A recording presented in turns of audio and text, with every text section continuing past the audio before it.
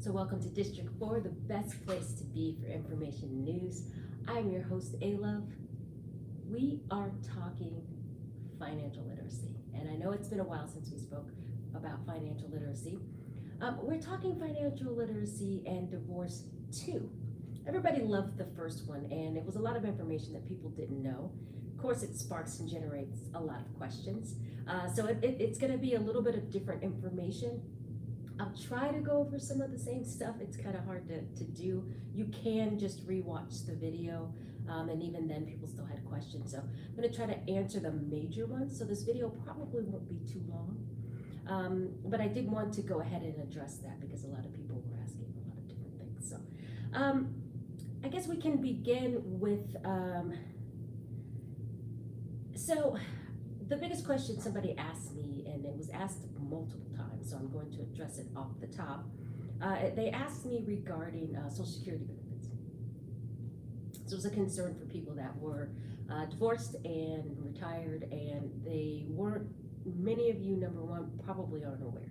There's some of you that are listening going, oh, okay, yeah, can you tell me a little bit about that? Some people are like, I don't know what you're talking about. And then some people are just like, I'm already filing, but I kind of don't get the details of whether or not I'm eligible.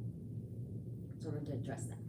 Okay, so you can, just to clarify, receive Social Security benefits from your ex-spouse. Okay, I'm gonna let you guys sit with that because some of you probably just hit the floor.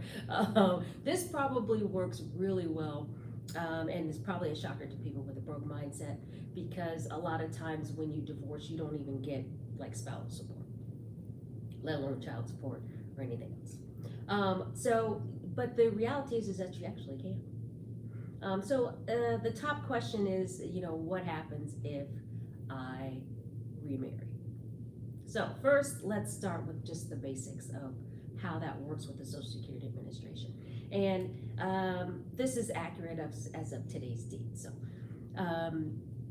if you're rewatching this, it probably hasn't changed very much, but it's the same, and it will probably continue to be the same unless some other laws change, and I promise you I'll come back on and let you know what happened. Okay, so let's start with first, if you've been divorced 2 years or more is the first part. If you just got divorced, it's been a year, or really your divorce, honestly, probably in most states isn't even finalized yet legally. I mean, you maybe haven't lived with them for a while, or not talking to them, or whatever the situation and circumstances require. But probably not really legally divorced, with the exception of the Dominican Republic, which divorces, I think it takes 3 days. Somebody can check that out. But for the most part, most states, especially in America, generally take approximately a year or so to finalize the divorce, even though the divorce process and proceedings have already started. Okay, so that's part of the reason that, you would think that they would require that 2-year minimum, because you would be like legitly not your spouse's spouse anymore, right? Also, you can go as early as 62.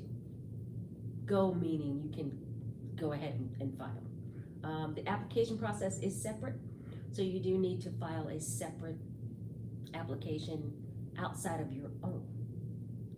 So the interesting thing is one of the major questions is, okay, what if I worked? Can I still receive my ex's benefits? Yes. You can, and how that actually works is that you can receive your own benefits and your ex-spouse's benefits if he or she made more money than you, or your ex made more money than you. They will add on to your benefits that you've already applied for and are receiving.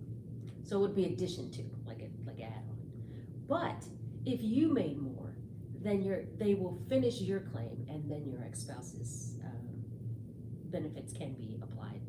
So that's more of you extending the benefits because you're now under your ex-spouse's benefits, if that makes sense. Okay. They were like, what? What are you talking about?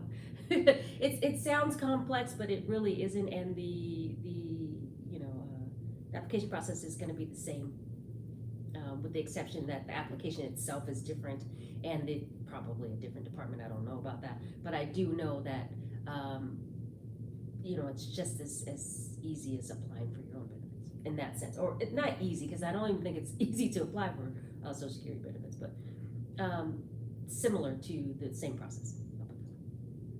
Also, another question people ask me is, how long did you have to be married before you can apply? Because the reality of the situation is there is a limit, and you had to have been married at least 10 years, right? So if you're married 2 years, or a year, and or you married an older man, and you only stay married for 3 or 4 years, you're no longer eligible. You're not eligible because the eligibility time is 10 years. So sorry, sorry if that's the case for you. So you can claim. Now, the question is also, I wanted to answer that a little later, but people do ask what happens if one or the other person remarries. Does it affect the benefits? It doesn't affect the benefits if your ex-spouse remarries. And another question is, will they know you applied? No, they won't. You're applying, and you're applying, and you can receive benefits, and they're not going to really know that you're applying. I'm not saying, to be surreptitious. It isn't intended for that. It's just the fact that that's how the process works. You can apply, and it is just something completely different than them applying on their own. Okay, so I feel like I forgot to answer something. Okay, so you've been divorced for 2 years. You were married for at least 10. Remarrying. Okay, so if you remarry, that's when your eligibility changes. Very rare are the circumstances that you would be eligible. I don't know any details or thoughts about or knowledge of when you would have an exception to that. That would be a Social Security Administration question. But I do know that you remarry, you generally are not eligible. Now, if your spouse remarries, as I said before, you are still eligible. You're able to still file. If one exception would be if their new spouse is also receiving Social Security benefits for some reason, okay, then the eligibility changes. I won't say you're not eligible, I will just say it changes. It may not vary by much, but it does vary. Not necessarily the amount, but just the fact that it makes you ineligible, eligible or ineligible depending upon the circumstances. But more than likely, you've forfeited the benefits once you remarry, other than the fact that their spouse receives benefits. So if they're remarried, most of the time you're fine. And like I said, there are exceptions, but most of the time you're fine with that. Let's see. So I wanted to cover that because a lot of times people really didn't know that, and I wanted to. Like I said, this is not going to be a very long video, but I did want to cover those aspects of the divorce as well. Also, another question people ask is, can you go back and retrieve spousal support? And I felt like I said this in the last video, but I had to repeat it because the question was asked, and it might have come in a different form. But the reality of the situation is yes, you can. If you're remarried, is that going to change the circumstances? Yeah. In the court, which is different from the Social Security Administration, right? In a sense, right? Varying state to state, whether or not you being remarried, how much it affects what you receive in spousal support, and whether or not you were receiving it before, and how much. So I always say, just like I said before, you should apply for spousal support even if you don't think you're going to need it, because it in the long run, once you start that process, it's just like any other process. I did say this in the last video. It'll cut down on you having to go back and try to start over maybe 2 years later. Now you want to ask for spousal support, and it complicates things because you have been separated for that long, or divorced for 2 years. So that is an important part. And then another person asked me a question. I'm trying to answer all of them. Somebody asked me a question about.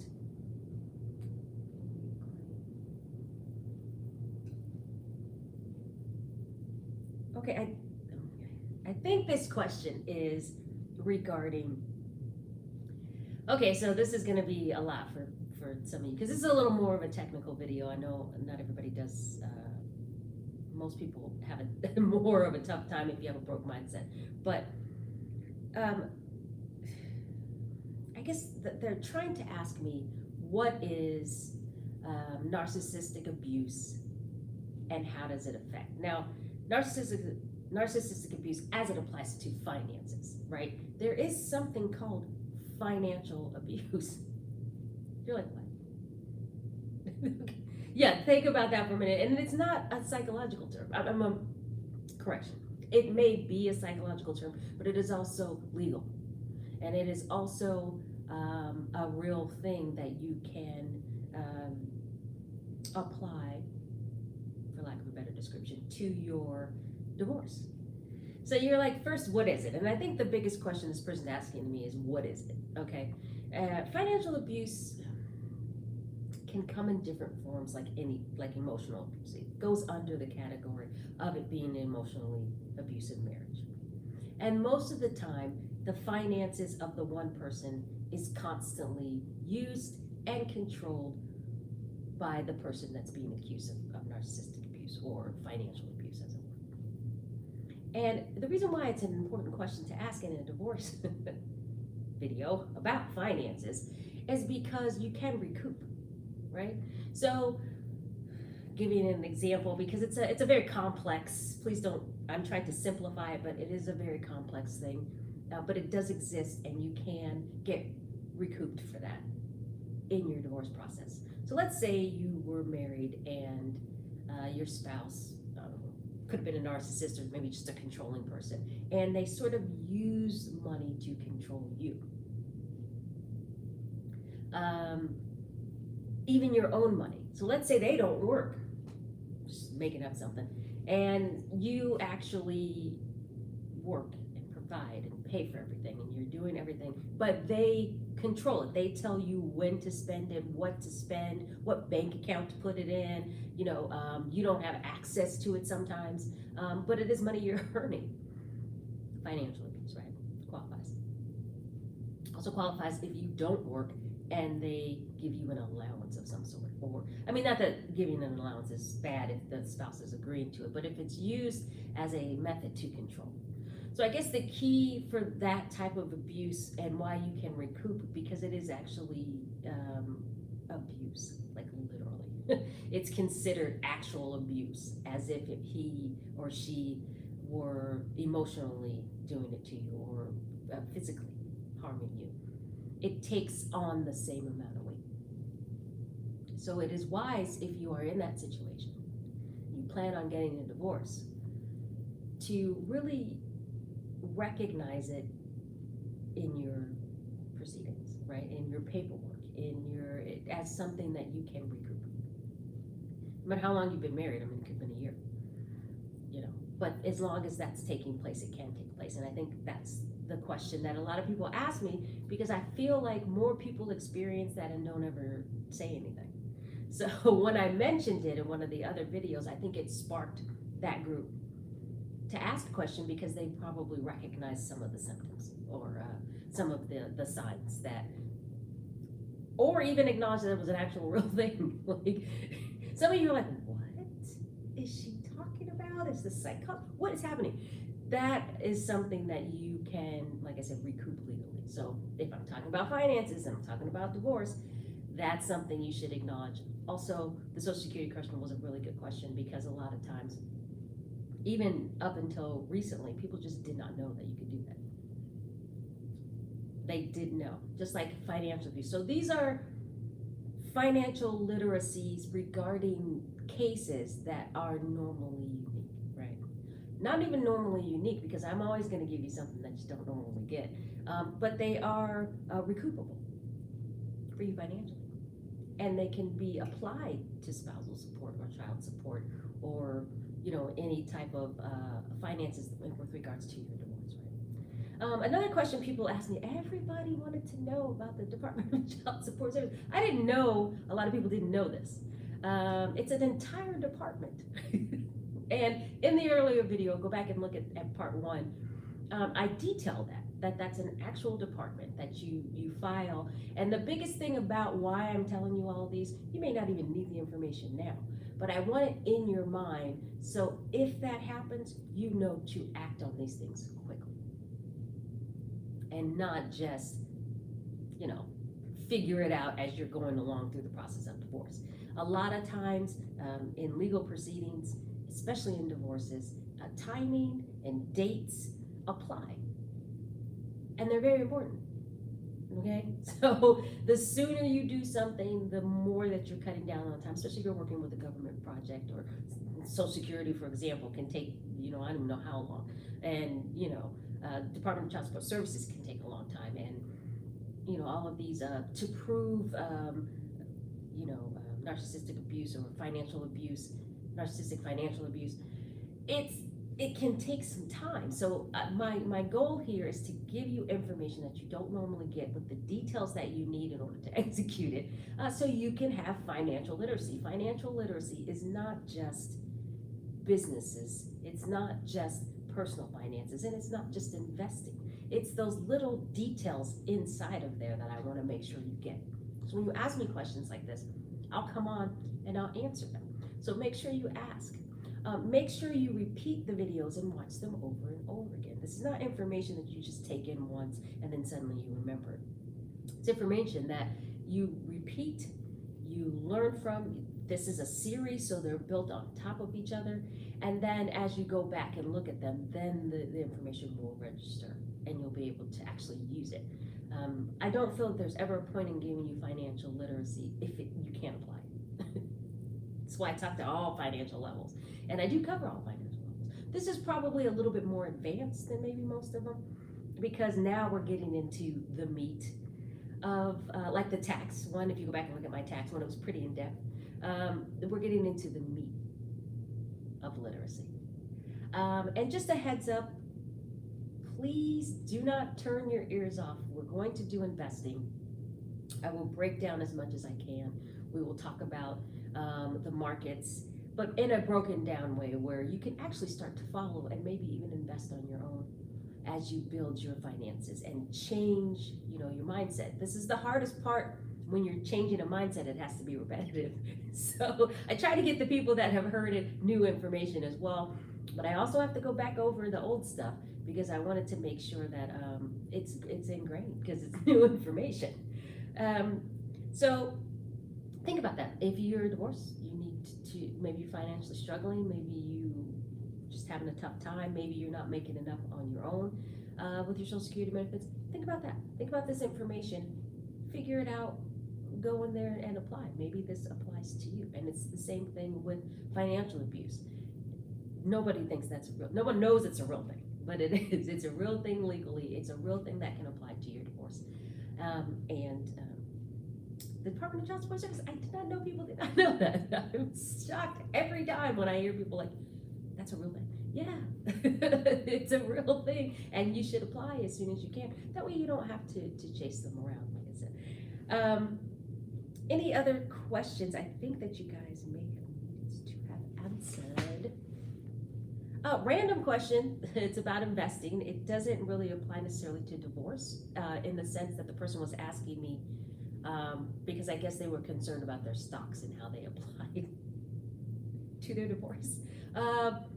But just so you'll know, the NASDAQ is up 0.82%. I'm correcting somebody right now. And then the S&P is 1.15%. And the Dow is 1.43%. And I'm just correcting you because I answered your question personally, but I wanted to answer that because maybe somebody hadn't looked at it yet. So most of the time you follow your stocks closely. Also, to segue into the fact that we are going to talk about investing, so please brace yourself. They can't all be good time videos, but I do want you to take notes, and I do want you to learn about more than what you're used to. This is how you're going to grow your finances because you're going to grow your mindset. All right, so this wasn't going to be long. I just wanted to get in here. I wanted to answer those questions.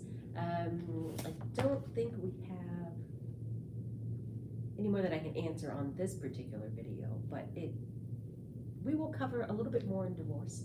Oh, someone asked me about the paperwork. Well, I don't know what you mean by paperwork, but I do know that I mentioned in the last video that you needed to get all of your financial information from the bank, financial information of your lifestyle and how you've been living, and all of those things apply because you want to maintain the same lifestyle. The goal of the court is to have your children and your ex-spouse maintain the same lifestyle that they did while you were married. It's the purpose of spousal support, it's the purpose of child support, so that you know that going in. So the more information you have about that, the more likely you are going to be able to get enough spousal support or child support to sustain the life that you were living before you got divorced. Okay? I think that's the paperwork you're talking about. It's not really specific. But this was more of a Q&A about divorce, just to answer some of those tough questions that people were asking, and just to prepare you for what's coming next. We are covering business, we are covering investing, some more about divorce. They're a little bit more technical. So we do cover mindset. I'll cover it every single time. I'll always give you something to help change your mindset. But we will also cover a little bit more of the technical subjects. And if you looked at the video straight through, you'll see that I was trying to prepare you. Don't send me hate mail. I'm trying to help you. And I'm also trying to prepare you for that. So thank you so much. This has been a great series. I do want to tell you guys thank you. Thank you, thank you, thank you. You have been subscribing. You have been watching. Even when we took our, we were gone for maybe like a week or so, you guys were right here when we came back. So thank you so much. I do look forward to your questions and any comments you may have. I always do read them. Like I said, we don't display all of them. Some of them can be long, but I do answer them. So, and especially if it's a question like the Social Security question or something about narcissistic financial abuse. I mean, I answer that publicly because it helps someone else will probably have the same question. All right. Well, thank you so much.